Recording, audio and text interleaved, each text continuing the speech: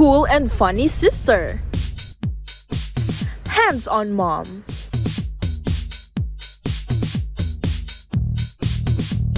Loving wife. Guys, let's make baon for Javi. So for today, I am making him 2 muffins, 1 pepperoni with cheese muffin, and 1 pastrami muffin. I'm gonna add some mayo and also mustard because Javi likes mustard. And alam nyo guys, dati hindi ako mahilig sa mustard, but I grew to love it over time. And masarap pala siya. Prangkang podcaster. Ang forgiveness sa akin is the hardest. Of course, it's hard. Forgiveness is the hardest. I think that's the pinakamahirap na gawin bago ka maka-let go at maka-move on. Yun yung pinaka-crucial part. Kasi pwede naman na naka-move on ka na sa buhay mo, pero hindi ka pa pala nakaka-forgive. A toxic person does not know the meaning of accountability. Yeah. For me, a toxic person does not acknowledge their mistakes. They tend to gaslight people into thinking na sila yung tama, ikaw yung mali, may problema sa'yo, sa kanila wala. That's true. Feeling ko yon. And for me, a big word that comes with a toxic person is, wala talaga silang accountability. Yan ang nag-iisang Dani Barretto-Panlilio.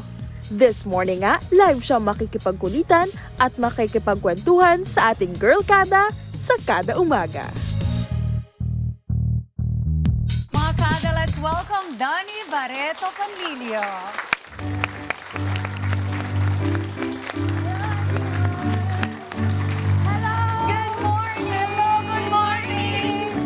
Good morning! Napakaganda. Napaka-fresh. Good morning, everyone! Good morning. Bati ka muna sa mga kada at sa mga supporters. Hello, good morning mga Kada!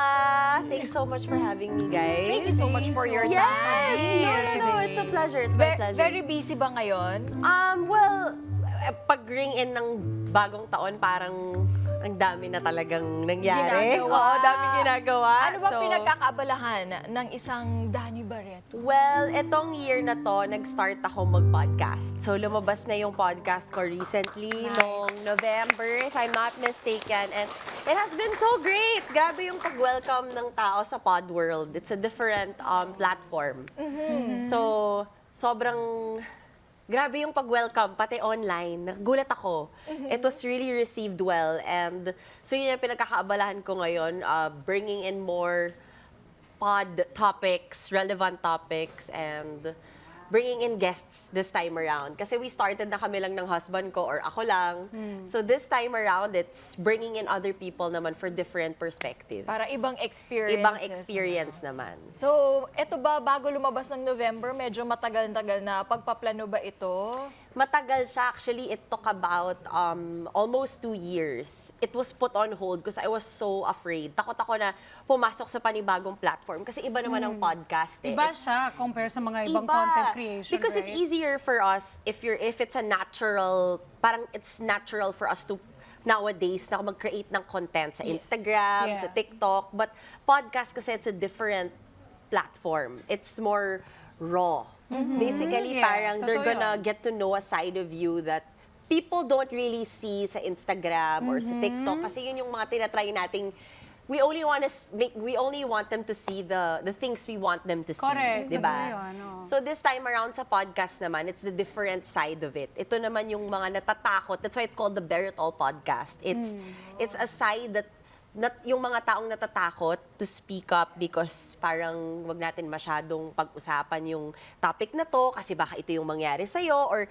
yung walang inhibitions. The podcast is just about being yourself and being able to... Parang no filter. No filter. Yes. Yun. We need that nowadays, Yes, diba? diba? Parang it's so refreshing. It's a different, parang ako pag ginagawa ko yung podcast ko, ano siya, mas fulfilling siya sa akin in a sense because I get to speak my mind, you know, without any reservations. Yes. Kasi yung mga Barretto, kilala sa dun sa industry, showbiz industry, Yes. pag-acting, di ba? Ikaw ditong Ibang path route yung- talaga ako. Ibang route. Yes. Oo, Kasi I think kapag artista, ano talaga yan, you're born to do it. 'Di ba? Parang it's an innate talent. Gusto Pero mong trinay mo? gawin. Oo naman, trinay Did you ko. want it ba?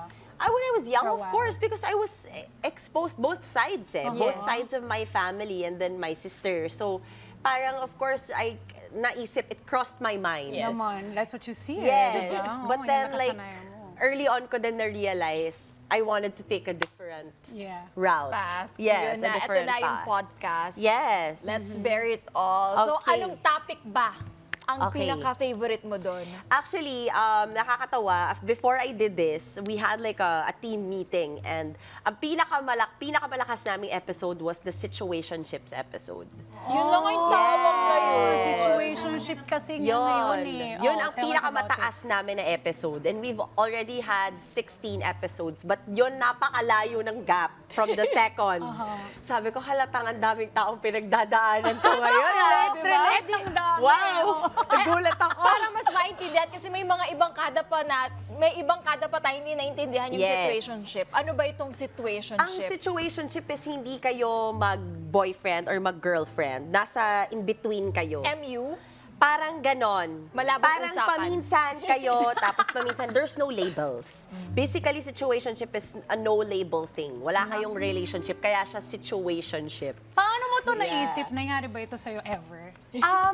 Never naman siya nangyari sa akin, thank God. But I've had come across people that went through it. And before kasi we do each and every episode na binibigay sa akin ng team ko, I really do my research about it. Like, what is it? I never even heard of that term. I was like, what is this term? Ano ba yung situation? That was your first time?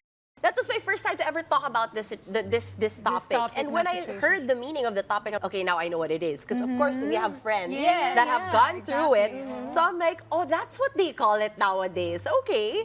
And then I just realized when we posted it, a lot of people really resonated with it. Kasi parang ang ginagawa ko sa Bear It All is talagang hardcore advice naman. Yung talagang Yeah.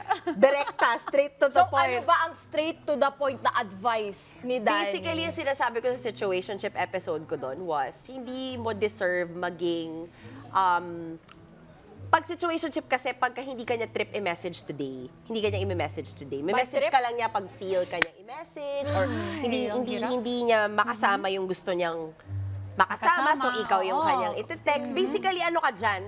Nakaabang ka dyan. So, sabi ko, parang ang lungkot naman ng situationship kasi hindi mo masabi fully sa mga tao. Normally, secret ka kasi when you're in a situationship. So, di ba? So, you can't really say that you have a boyfriend, you have a girlfriend. You have to just wala, friend ko lang siya. Friend Yung ko kaya to. magkasama kayo, hindi mo pwedeng sabihin, mag-boyfriend kayo. Tapos kahit in love ka, wala. Wala. kunwari. Pero ang mahirap doon, kapag mini-message ka, super sweet. Super Correct. sweet. Talagang may in love ka. So sabi ko, hindi you deserve maging ganon. Parang basically, it's just me telling them that you deserve a love that's, alam mo yon, yung everyday showing of love, not just when it's convenient. Parang it's, I'm that friend. Alam mo, di ba sa friend group nyo, may isa kayong kaibigan na siya yung pinakahuli na sinasabihan nyo. Kasi siya rin yung kaibigan na magsasabi sa inyo, baka gusto mo nang mag-isip-isip. Yung friend na talagang hardcore, hard truth. Alam na. Diba? Kasi may mga iba tayong kaibigan, hindi kaya mo pa yan. Yung gaganarin ka pa. Yung hindi, ako yung parang, no, I'm gonna tell you how it is. If you continue it, ito yung mangyayari sa'yo. Ito yung mangyayari sa'yo. You're gonna waste your time with a person that does not value or see your value. Kasi di ba kung gusto ka talaga ng isang tao, susuyuin ka niyan eh.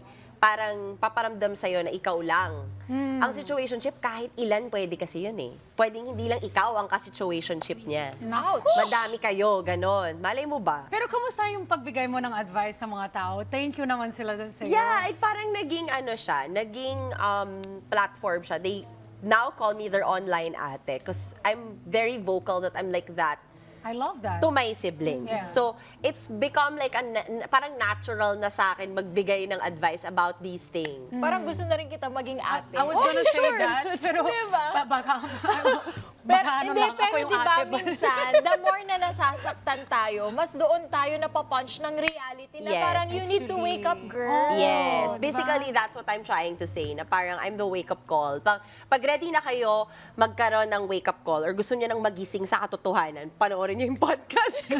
Kasi like ko sinasabi sa Ay, kanila. panoorin ko yan talaga everyday. Pero ito, may isa pang topic, love bombing. Yes. Pinag-uusapan din yun. Alam mo, magandang topic actually yan na tawag dito, for us to speak on sa podcast because love bombing happens to everybody. Sometimes we unconsciously do it. Like, hindi natin alam na yung ginagawa natin, love bombing na pala yun. But ako, I recently just remembered a situation of myself that I was being love bombed pala for so long na hindi ko na nakikita yung bigger picture or yung pagkakamali or kung gaano ka red flag yung tao kasi grabe din ako i-love bomb.